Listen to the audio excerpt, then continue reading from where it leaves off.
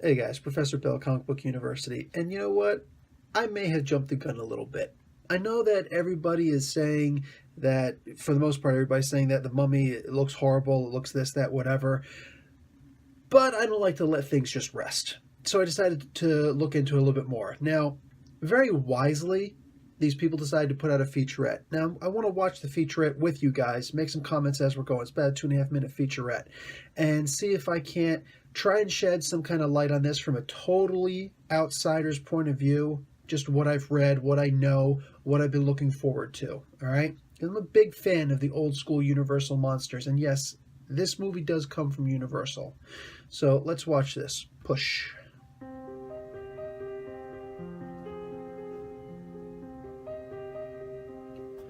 Got another speaker on. Let me, my other computer.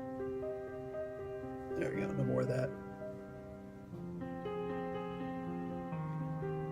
We're getting a bunch more background stuff. We got I grew up Melania watching Trump these 2.0. monster movies when I was a little kid. I remember being utterly terrified.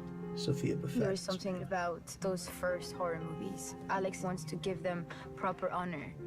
We owe the audience a monster movie. Now that's important. That's actually really important to understand what they're trying to do here. Here we go. 3, 2, 1, go! This is not supposed to be a comedy horror like Brendan Tell a story Fraser's that felt was. real. Our picture takes place in modern day. What's interesting about the way these stories are told is you identify with these classic characters. They terrify us, and yet you feel sympathy for them. Welcome to Prodigium. The sets are magnificent. They're beautiful. They're Just haunting. saw Russell Crowe. The world will feel enormous. Action! We shot a huge action sequence here in the heart of Africa. I like that they're on scene, on location. We're going zero gravity inside a real plane. 5, 4, 3, 2, 1. It's so good. This airplane scene is way better than that one crappy Annabelle Wallace is great. Mission Impossible scene that they did. The cast Not the one where he's is holding so onto the side of the talented. plane. You That have was Russell Crowe, gorgeous. Jake That's Johnson, Tom these Cruise guys at that his are fun to absolute work with. best. This is, you know, similarly. One scene they just had the CGI where if you slow it down, you could see him in the box, whatever, actually fly outside of the plane. It was just so horribly done. Sophia Boutella brings a true humanity to the Mummy, even when she's doing horrifying things. The audience Any can normal expect human being to would die be for that, but, you know, excruciatingly maybe he does die there. terrified. Tom said, "This is bigger than anything I've ever done before." It's like being on a roller coaster ride. That's what this film's going to deliver. It's going to keep you right on the edge of your seat. You're not going to want to take your eyes off the screen. It's a hell of a lot of fun.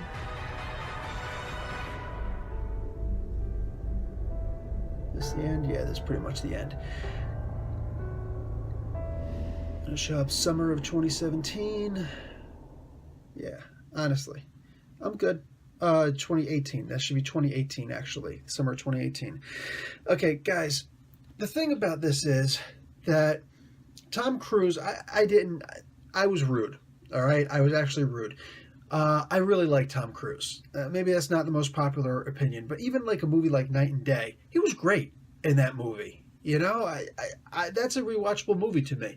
There are a lot of movies that are rewatchable that he's in, and he really does bring a lot to the movie. I don't know that he would be considered a method actor, but he gets into it more than most people, I think, do get into acting. More than that, to the best of my understanding, there is nobody who promotes a movie like this guy promotes a movie. You know, so like when he's asking for more money from not Rogue, whatever, the Mission Impossible. When he's asking for more money from there, I guess it's kind of his way of saying, listen, I'll do your movies if you want, but you know, you got to have other things. You got to make the movies better. And you can't blame him for that. So now I'm looking in here, and I know one of the things that they'd suggested, okay, one of the things they'd suggested about the Universal movies is that they're trying to bring back, see, Marvel, this goes back to Marvel Comics, all right?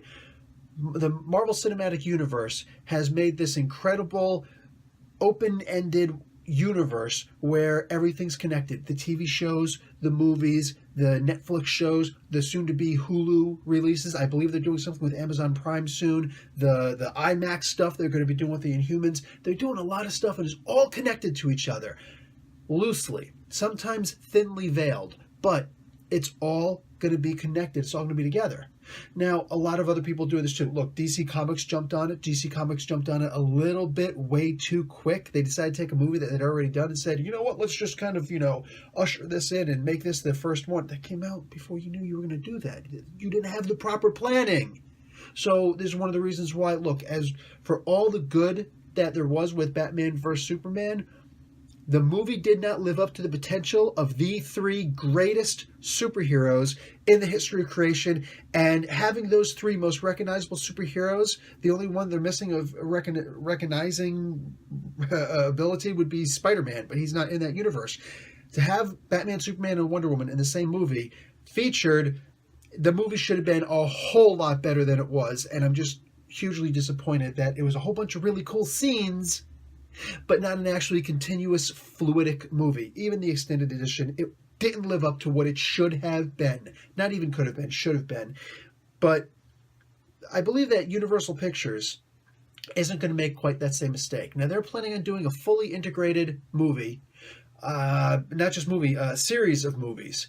And I'm surprised they're actually going to start off with The Mummy. I'm surprised. But if they're going to do it, I believe they're going to do it well. They got Tom Cruise to do this. Fantastic. You know that Tom Cruise was actually the first choice to play Iron Man, and apparently he turned it down, and that's why they got Robert Downey Jr. to do it instead. Look, I know you can't imagine having anybody else do Iron Man. Robert Downey Jr. is basically Tony Stark. But if they asked Tom Cruise to do it first, then they genuinely believe that he could have done it. I know. Oh, no, I can't see it. Okay, that's cute. But I believe that he could have done it. The same? No, it would have been different. It would have been a very different Iron Man. What's wrong with that? So, I am glad that they have Robert Downey Jr. doing it, though. Anyways, so, bang, you got Tom Cruise now about to do this. That's a big name. Go ahead. Tell me a bigger name. It's not the easiest thing to do. And you got, what's his name? Russell Crowe. That's going to be in this movie, too. Now, I decided to look up on IMDb to see what I'm looking at here. Do you know that Russell Crowe is playing Dr. Henry Jekyll? Yeah, Dr. Jekyll and Mr. Hyde. They're actually genuinely starting here. Now, I wish that they would have mentioned that because let's be realistic. I'm going to go back to that Mummy trailer. That Mummy trailer stunk, all right? That was a horrible, horrible trailer. And I hope that Tom smacked a couple of those people in the teeth because that was just really... I don't actually hope violence on people, but I'm Italian and sometimes I say things like that. Sorry. But... that was a really horrible trailer, and I really hope that Tom Cruise actually yelled at some people and said, what are you doing? This stuff has to go through me first. It didn't look like a horror movie. It looked like a bunch of people looking and showing eyes. Guys, if I sat here and just, like, that's boring. Nobody wants to see that. That trailer was horrible, and they really need to make a new trailer quick. So I'm glad that they did this featurette. I believe that this was kind of a way of saying, okay, look, I know we screwed up, but look at all this stuff, okay?